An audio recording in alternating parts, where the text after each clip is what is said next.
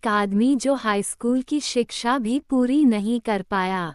वो इतने गरीब परिवार से था कि खर्चा चलाने के लिए उसे अपनी किशोरावस्था से ही नाश्ते की रेहड़ी लगाने से लेकर पेट्रोल पंप पर तेल भरने तक का काम करना पड़ा। ऐसे लड़के ने जब एक वृद्ध के तौर पर दुनिया को अलविदा कहा तो उसकी संपत्ति का मूल्य 62,000 करोड़ रुपए से भी ज्यादा था। अगर आप अब भी इस शख्सियत को नहीं पहचान पाए तो हम बात कर रहे हैं धीरूभाई अंबानी की। एक ऐसा सफल चेहरा जिसने हर एक गरीब को उम्मीद दी कि सफल होने के लिए पैसा नहीं नियत चाहिए। सफलता उन्हीं को मिलती है जो उसके लिए जोखिम उठाते हैं। धीरूभाई ने बार बार साबित किया कि जोखिम लेना व्यवसाय का नहीं आगे बढ़ने का मंत्र है। शुरुआती जीवन -28 दिसंबर 1932 को गुजरात के जूनागढ़ के छोटे से गांव चोरवाड़ में धीर जलाल हीरालाल अंबानी का जन्म हुआ। पिता गोवर्धन भाई अंबानी एक शिक्षक थे। माता जमनाबेन एक सामान्य गृहिणी थी। धीरूभाई के 4 भाई बहन और थे। इतने बड़े परिवार का लालन पालन करना अध्यापक गोवर्धन भाई के लिए सरल काम न था। एक समय ऐसा आया कि आर्थिक परेशानियों की वजह से धीरूभाई को पढ़ाई बीच में ही छोड़नी पड़ी और उनकी स्कूली शिक्षा भी अधूरी रह गई।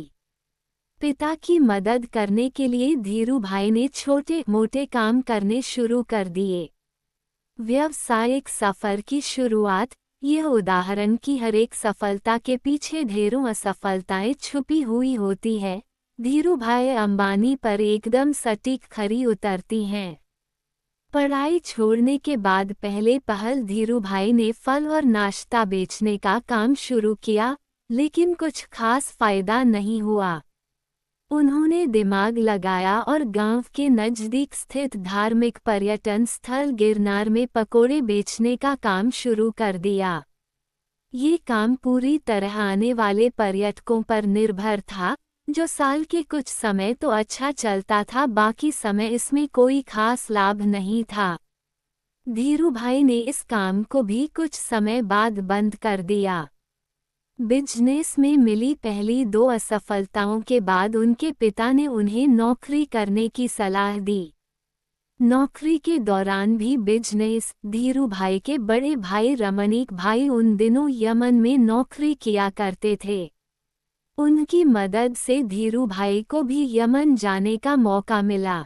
वहां उन्होंने शेल कंपनी के पेट्रोल पंप पर नौकरी की शुरुआत की और महज 2 साल में ही अपनी योग्यता की वजह से प्रबंधक के पद तक पहुंच गए। इस नौकरी के दौरान भी उनका मन इसमें कम और व्यवसाय करने के मौकों की तरफ ज्यादा रहा। उन्होंने उस हर एक संभावना पर इस समय में विचार किया कि किस तरह वे सफल बिजनेसमैन बन सकते हैं। 2 छोटी घटनाएं बिजनेस के प्रति उनके जुनून को बयां करती हैं। ये दोनों घटनाएं उस समय की है जब वे शेल कंपनी में अपनी सेवाएं दे रहे थे। जहां वे काम करते थे, वहां काम करने वाला कर्मियों को चाय महज 25 पैसे में मिलती थी, लेकिन धीरूभाई पास ही एक बड़े होटल में चाय पीने जाते थे, जहां चाय के लिए 1 रुपया चुकाना पड़ता था। उनसे जब इसका कारण पूछा गया तो उन्होंने बताया कि उससे बड़े होटल में बड़े बड़े व्यापारी आते हैं और बिजनेस के बारे में बातें करते हैं। उन्हें ही सुनने जाता हूँ ताकि व्यापार की बारीकियों को समझ सकूं। धीरूभाई ने अपने ही तरीके से बिजनेस मैनेजमेंट की शिक्षा ली, जिन्होंने आगे चलकर वॉटन और हार्वर्ड से पारंपरिक तरीके से डिग्री लेने वाले को नौकरी पर रखा।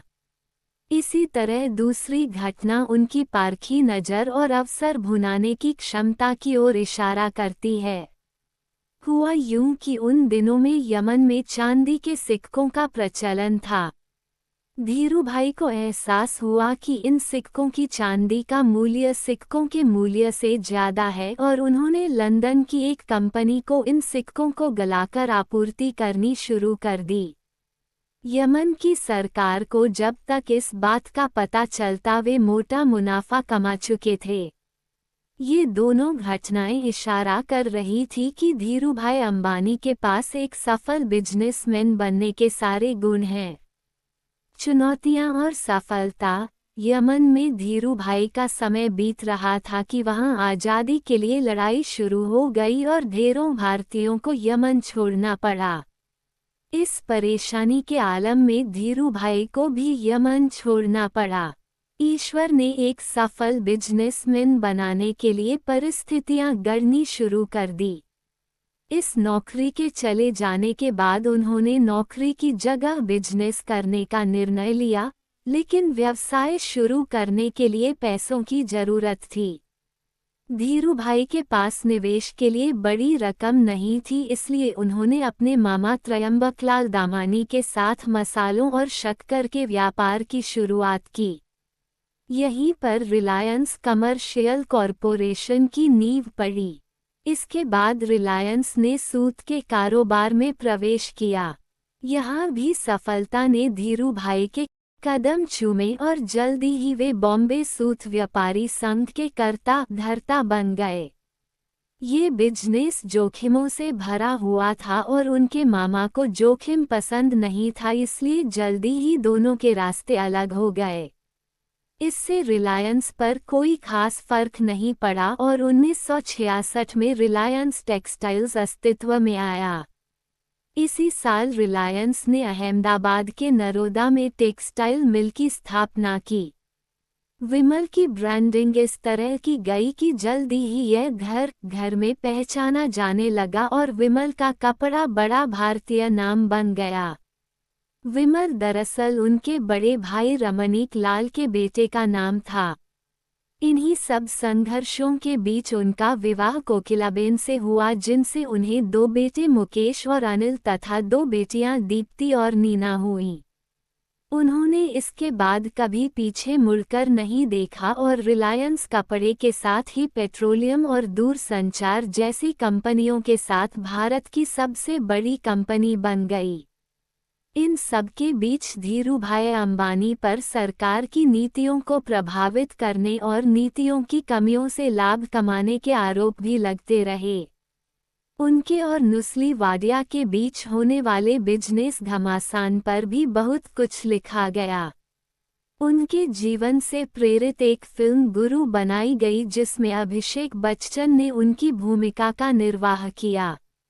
लगातार बढ़ते बिजनेस के बीच उनका स्वास्थ्य खराब हुआ और 6 जुलाई 2002 को उनकी मृत्यु हो गई।